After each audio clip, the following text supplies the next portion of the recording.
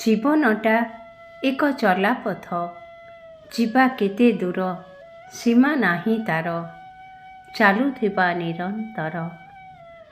ଆଦି ଅନ୍ତ ଅବା ନାହିଁ ଯେ ଆକାର, ନାହିଁ ପରିସୀମା ତାର। ମଣିଷ ଜୀବନ ଚଲାପଥ କେବେ ନୁହେଁ ତ ସରଳ ରେଖା, ଅଙ୍କା ବଙ୍କା ରାସ୍ତା ଦେଇ ଗତିଶୀଳ ଜୀବନରେ ତାର ଭାଗ୍ୟରେଖା।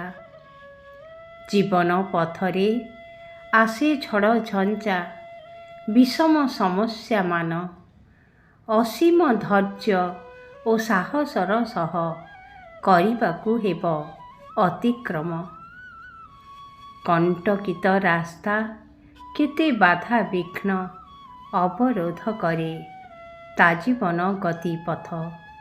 ପ୍ରତିକ୍ଷଣେ ଝୁଣ୍ଟି ପଡ଼ିବାର ଭୟ ତା ମନରେ ଥାଏ ଅହରହ। ସ୍ନେହ ଶ୍ରଦ୍ଧା ଭାବ ଆଦର ସତ୍କାର ସଭିଙ୍କୁ ଆପଣା ପାରିଲେ କରି, ଅନିଶ୍ଚିତତା ତ ହୁଏ ଦୂରୀଭୂତ, ସୁଗମ ପଥଟି ହୁଏ ଉନ୍ମୁକ୍ତ। ଗଭୀର ଆତ୍ମବିଶ୍ୱାସ ଜଗାଇ ମନରେ ଦୃଢ଼ତାର ସହ ଆଗେଇ ଯିବାର ମନ୍ତ୍ର ପାଠ କରିବାକୁ ହୁଏ ମାନବକୁ, ପାରି କରେ ଯେବେ ଜୀବନ ପଥ। ଦୁଃଖର ପାହାଡ଼ ଛିଡ଼ି ପଡ଼େ ଯେବେ ସହିବାର ଶକ୍ତି ଲୋଡ଼େ, ସୁଖର ଜୁଆର ମାଡ଼ି ଆସେ ଯେବେ ଜୀବନଟା ତାର ଉଛୁଳି ଉଠେ।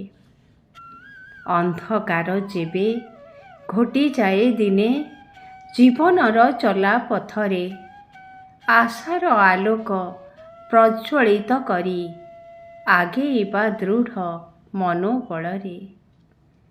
ଉଦାସୀ ବାଦଲ ଛାଇଯାଏ ଯେବେ ଏମନ ଗହନ ବନେ, ଖୁସିର କ୍ଷଣକୁ କରି ସୁମରଣ ଆନନ୍ଦିତ ହେବା ମନେ ମନେ। ମାନବ ଜୀବନ ନୁହେଁ ତ କେବଳ ବଞ୍ଚିବା ଏକଇ ମର୍ମ, ସଂସାର ପଥରେ କରି ଚାଲିଥିବା ସଭିଏଁ ଆପଣା କର୍ମ। କର୍ମ ହିଁ ଈଶ୍ୱର, କର୍ମ ଅଟେ ପୂଜା, କର୍ମ ଜୀବନର ମାନଦଣ୍ଡ। ମାନବର ସେତ ପରମ ଧର୍ମ, ସାଜେ ସମାଜର ମେରୁଦଣ୍ଡ। ଏ ଜୀବନ ସାରା ସୁଖ ଆଉ ଦୁଃଖ ଲାଗି ରହିଥାଏ ଛାଇ ଆଲୁଅର ସମ। ଜୀବନ ପଥରେ ଆଗେଇ ଚାଲିବା ବିଭୁ ପାଦେ କରି ସବୁ ସମର୍ପଣ। ଜୀବନ ପଥରେ ଆଗେଇ ଚାଲିବା ବିଭୁ ପାଦେ ସବୁ କରି ସମର୍ପଣ।